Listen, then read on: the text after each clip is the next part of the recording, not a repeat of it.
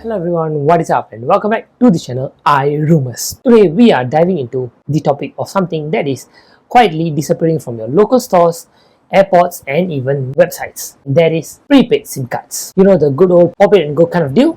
Well, they are quite literally slowly going into extinction. And in this video, that is what we're going to be breaking down, and we're going to be looking at why, what's replacing it, and what does it mean for us, regular users, travelers, and just for people who love to use prepaid SIM just to dodge your hefty phone bill just in case you turn on roaming or if you use it accidentally. Without further ado, let's get started right into the video. Firstly, let's start with the obvious. Go to any major city in 2025, and when you take a look at the carrier plans and when you take a look at the eSIM are definitely a much better deal. And not only are they a much better deal, they are also much cheaper and much easier to get your hands on.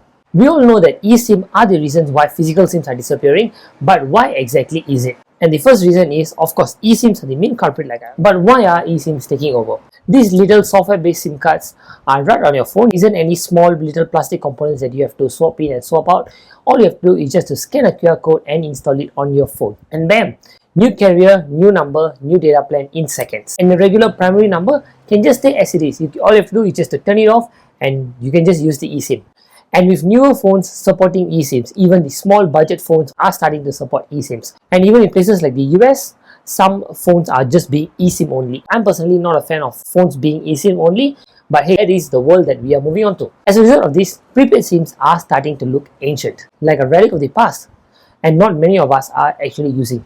And not only that, eSIMs are much easier for carriers to go. If you want to sign up for a new plan which requires a physical SIM card, you got to go down to the store, do an actual ID verification, you got to wait in the line, get the queue number, and it's going to take a lot of time. And a lot of people are just going to be moving away from it. Not everyone has the time to go to physical stores. In Singapore, if you want an actual number which you're going to be using it for a long time, you still need to go down to the stores, but that isn't the case in many countries. You can just do an online verification, just do an online sign up, and bam, you just get the QR code and off you go, instant, just like so. You have your carrier plan, everything is activated and you are good to go. In this fast moving world, no one has the time to wait in the queues. So eSIMs are another fast and convenient way for you to maybe just sign up for a new line, or maybe if you lost your SIM, you can get a new SIM. I have a personal experience in this. I lost my main physical SIM card when I was out of Singapore. Swap it out with my overseas physical SIM card that I got at the airport, and my local Singapore SIM card went missing. I only realized that when I was at the airport ready to leave to be back home. And what did I do? I just contacted my carrier via the app. I didn't even do anything. I just reported a lost SIM and I went on to get a physical SIM because I'm someone who prefers physical SIM. Physical SIM was about 4 days away from getting delivered, but I needed it instantly the moment I landed and I didn't have time to go to the store. And what do I do? eSIM. eSIM was the second option. All I had to do was just report that my SIM was missing, just get a QR code, scan it onto my phone and off I went. Even though I wasn't really keen on the idea, I was in a situation where I had to use eSIM.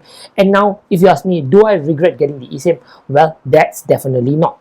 Even though I still do prefer having a physical SIM card in my phone, I definitely do not regret having an eSIM. I definitely do need to think about what happens when I'm going to be changing phone. I don't know how the whole swap is going to happen. I heard it's pretty fast in the US, but hey, I don't know how is it in Singapore. For now, the eSIM is working perfectly fine. And when I'm going to be traveling again, all I have to do is just buy another eSIM, turn off my primary number and turn on that eSIM and off I go. No need to worry about any roaming charges or anything because that thing is turned off. I've been talking a lot about international travels, and why do I talk about that? Global travel has changed, and that is the next reason, because prepaid SIM cards used to be a traveler's best friend.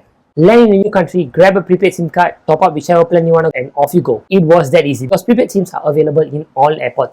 But now, most travelers are getting international eSIM cards, which means if you're traveling to multiple countries at one go, or if you're a frequent traveler, you don't have to worry about just getting a new SIM and topping up every time you go. If you're going to a country often, you don't have to keep the SIM card and keep worrying whether you're going to lose it when you enter a new country because you got to swap in and swap out. Now, with eSIMs, it's much more easier. You don't have to worry about losing your SIM cards because most travelers are nowadays using international eSIMs. A lot of companies like Airlo or GigSky are providing eSIM cards for your worldwide travel. Let's say you're a traveler, you can even buy the global plan and you can surf wherever you go. Just turn on your data and off you go. You don't have to worry about any roaming charges. And GigSky especially even gives you data while you're out at sea so that you don't have to pay for all those absurd pricing that cruise lines charge you for their internet services. So that is a much cheaper option. If you're buying a physical SIM card at a local airport, probably you have to rely on your home roaming data or the airport Wi-Fi to make it out of the customs to buy a physical SIM card.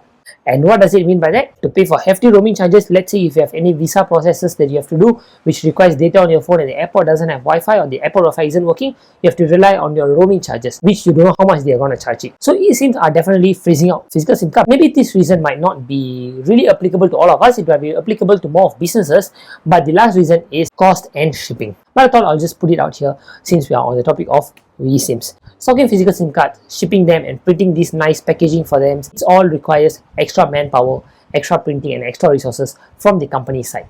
I mean, we all would have seen that a small SIM card might even come in a thick cardboard casing just to make it more appealing. Those are all extra expenses for companies. So having eSIM doesn't need someone to print a fancy packaging to attract customers. All you have to do is just to make a website good, which isn't going to cost as much as always keep printing the same packaging over and over again. Just for a very few seconds that I'm going to be opening it, take out my SIM card and activating it.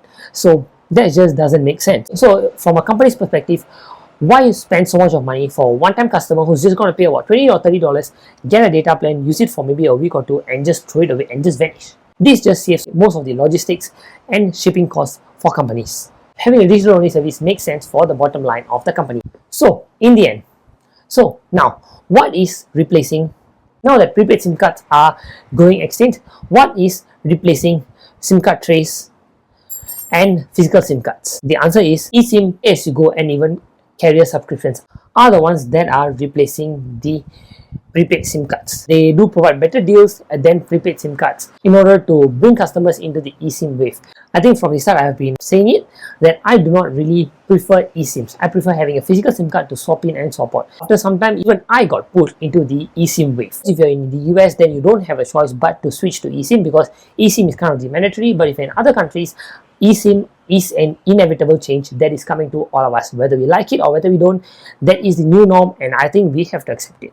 Even though changing to eSIMs might be slightly tedious, I think in future the process is going to be much more easier. I actually always have a prepaid SIM card with me whenever I travel, but all these good eSIMs are actually making me sort of want to move away from prepaid SIM cards. Last time I usually used to use roaming data on my prepaid SIM card not to avoid hefty charges till I buy the local SIM. But now eSIMs are much more easier, much more affordable, much more convenient. All I have to do is just to pay like $2 or $3 and get an eSIM, which probably lasts me about 1 week. I have about 5 gigabytes of data, and if I want more I probably have to pay 90 cents or $1 just to top it up, other than maybe going to a place and spending $20 or $30 and buying a hefty 40 or 50 gigabytes of data when I'm not even going to be using it. All of it is a hassle. So if eSIMs are working fine, why not just use them? So yeah, prepaid SIM cards have had a good run for the past forever, and I think in 2025 the life of prepaid SIM cards are finally coming to an end. And in the end, my question to all of you is, are you still using a prepaid SIM card? And if you are you planning to make the switch? Or maybe should I ask, are you forced to make the switch? Whatever is it, do leave it in the comments below. I'd love to know from all of you. And if you like this video, don't forget to like button, get subscribe, turn on notifications. And if you think that this topic was important to be discussed about, just do leave it a like to support the video. So with that, thank you so much for watching and I'll catch all of you in the next one. Bye bye.